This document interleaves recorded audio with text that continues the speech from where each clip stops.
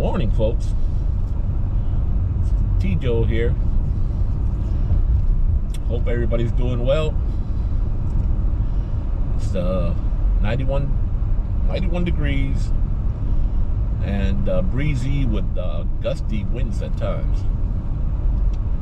Out of the southeast, supposed to be turning to the south later on and get maybe even stronger. It all has to do with the weather system that's affecting northern Florida and spawning tornadoes. A friend of mine's posted on Facebook that a tornado went through his neighborhood in Palm Coast, Florida, and damaged his house a bit. I don't know the extent of the damage, but anyways, we're headed north. Have an appointment.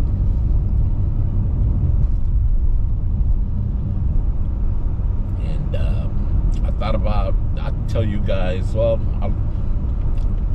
you'll see the ride north. It's streets that we traveled before, nothing new. But it's going to be more about a rant.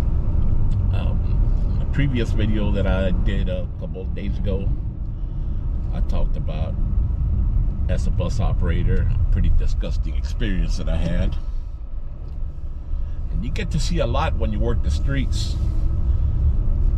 You're not nestled in the safety of four walls. You get to see reality, and you get to witness some awful stuff. And I've seen a lot.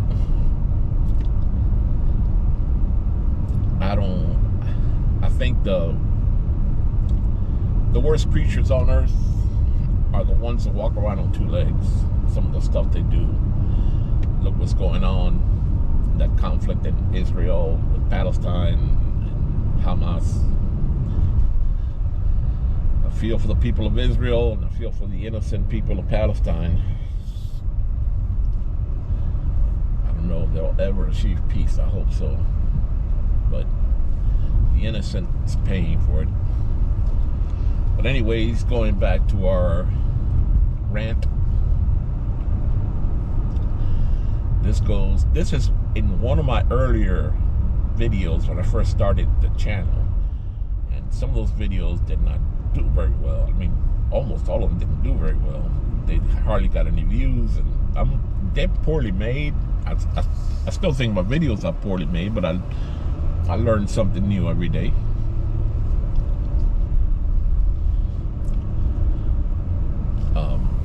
So it's going to be the content of one of my earlier videos, which I'm going to delete possibly in the next couple of days. Some of those earlier funky videos.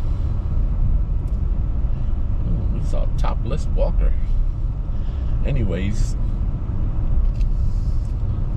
it was back in probably 1999. I've been a supervisor for about 5 years. Danger. And I was working a double that day. 4:30 a.m. to 12:30 p.m. Then my regular shift from 12:30 p.m. to 4:30 a.m. And it was early in the morning. Well, it was not that early. It was about 8 o'clock, 8:30. Sun was out. And with the little Havana section of Miami, my zone covered the downtown area until 10 o'clock. Then we moved west or something like that. But that's not important. I got a call. A bus, a Route 8 bus on Southwest 8th Street, 32nd Avenue, right by the graveyard. It said the bus had a bad smelling passenger and the operator refused to drive the bus. And that kind of hit me the wrong way at first, because as a bus operator, you got to deal with that kind of stuff. Some people don't shower every day, or they have poor hygiene. So I headed to the call. Was already in a little bit bad mood. I'm a little cranky because I had to get up at 3 o'clock in the freaking morning, which is not an early bird. That's why I don't pick early shifts. But I needed the money. I worked the overtime. I headed over there. I wasn't too far away. And I tell supervisors, when you get a call, don't be prejudiced. What I mean by that is don't prejudge your calls. Don't expect, when you get there, see what you're dealing with, and don't have an inkling or a mindset of what's happening. When I got there, the bus is there. All the passengers, 25, 30, 35 passengers, the 8 is a heavy route. Even though it was a Sunday, it was a weekend. They were all off the bus. The operator was off the bus. I parked my car behind the bus, put my lights on for safety, came across, asked the operator what's going on, and he says, this person got on the bus, she's handicapped, she had, with crutches, and the smell is horrible. Half the people here already puked, threw up. So right there I started to change, and I said, okay, this must be really, because usually passengers are like, oh, we need to get to work, we need to get here, we need to get there, why are we stopping? No, they were off the bus, and they were off the bus. I mean, they were not even close to the bus. So I entered the bus, and I have a habit. I don't like strong odors or smells. I tend to breathe through my mouth whenever something like this. Man, I entered the bus and I didn't have to smell it. I tasted it. Good grief! I don't throw up easily. I don't gag easily. I have a strong stomach, and I've seen a lot. But there was a lady, older white lady. She's about halfway on the bus. She was screaming at me, why ain't we going anywhere? And she had crutches. She had a leg that was all bandaged up. She looked pretty, like unkempt, like nobody's really taking care of her. Capture is completed. And I couldn't even talk to her. I had to walk out because I could taste that smell in my mouth, and my eyes were getting watery. Came off the bus. I didn't puke or anything like that. I didn't make a fool of myself. But I had to get my composure. I walked around for a little bit, get some fresh air, and think. I said, what the hell am I going to do now? So I said, I called control. I said, listen, we got a severe case here. Bus smells, person that smells really, really bad. Send me some help. Send me police and rescue. And let them check her out. So police said, and rescue showed up. Police showed up first. They were kind of pissed off. And they said, what do you want us to do? You want us to take her off the bus? And by the way, I just passed the little car I just passed. That's a transit supervisor. My old job.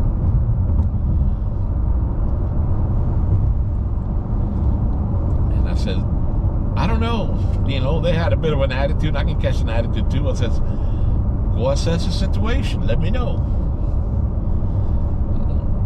Two young men went in the bus and out the bus. One was looked like he wanted to puke. He was gagging. The other one said, "This is not a police matter. Call fire rescue or something." And they left right away.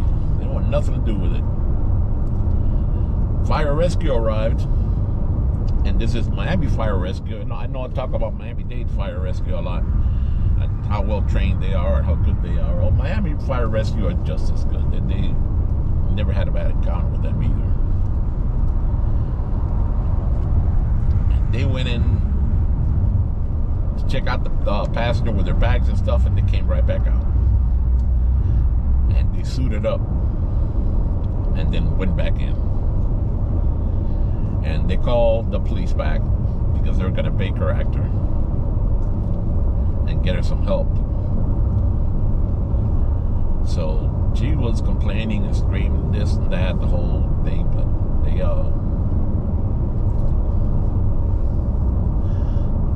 did put her on a stretcher, got her off the bus. One of them said, "Hey, Soup, do you have a strong stomach?" I said, "Yes, I do. You ever seen anything like this?" And he pulled back the bandage on her legs. And good grief, there were maggots all over her legs. They were eating her alive. I mean, there were just thousands of them all over her leg. She had a big wound on her leg that went, oh my gosh, from her torso to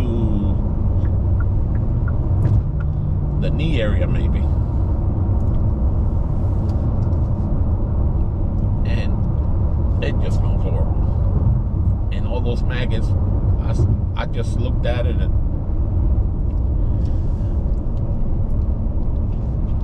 the driver turned away. By that time, there was another bus that had come and picked up all the passengers. The driver turned away.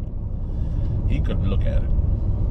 And I just felt so bad for this person. I said, this is an older woman, and she has no family to take care of her. Nobody looked after her. How did she get in this condition?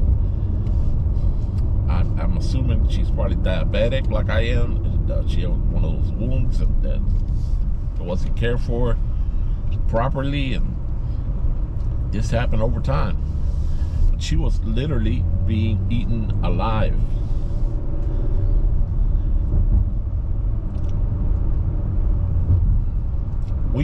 Well, hopefully they got her a social worker. I'm pretty sure they probably had to amputate the leg. Hopefully they got somebody to look after her, get her some social services. I went on the bus, and the bus smelled horrible still.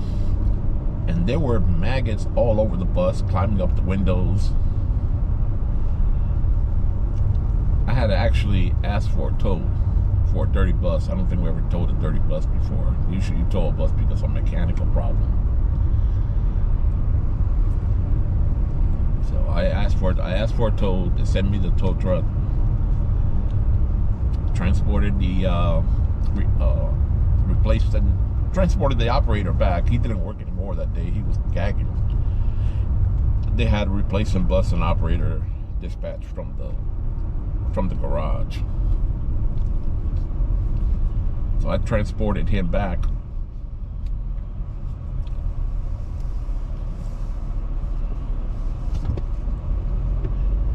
And he hardly said a word on the way back to the garage. I noticed that he was tearing up. I think he felt bad for this person as I did. And he resigned, actually.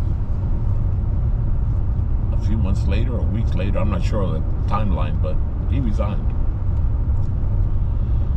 His job wasn't for him. You see a lot on the street. That kind of broke my heart.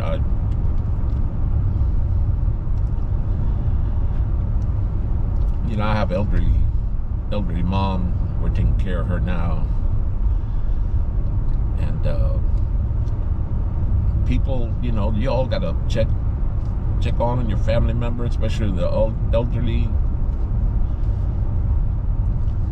I know that situation is probably one in a lifetime that I'm going to witness, but I'm sure it's happened before, and it'll happen again. So, anyway, we're almost to our destination.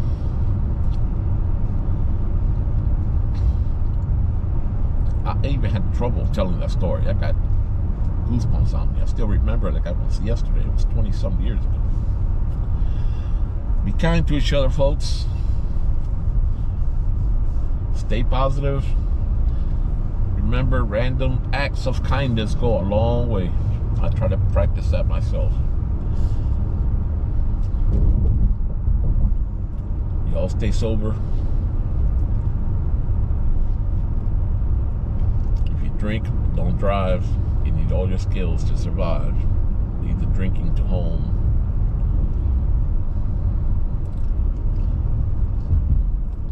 This is Tijo.